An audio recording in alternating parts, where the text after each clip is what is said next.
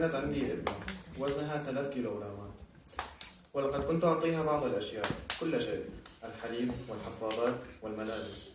بدأ يزداد وزنها وواصلت بالطبع أحضر لها كل شيء، فواكه وملابس شتوية وأغطية المائدة، غير أني أردت أن أعطيها أكثر، هدية جدا كبيرة. على الرغم من أن لديها بالفعل الكثير، لعب، عائلة، أجهزة تكييف، وجدت على الرغم من ذلك الهدية من بين الهدايا، وأنها الأوسكيرا. لقد ناسبتها جدا، لقد كانت بمقاسها من جهة الأكتاف والحزام، والآن لا تخرج بدونها، تضعها كل يوم. إنها أنيقة، جدية وطبيعية.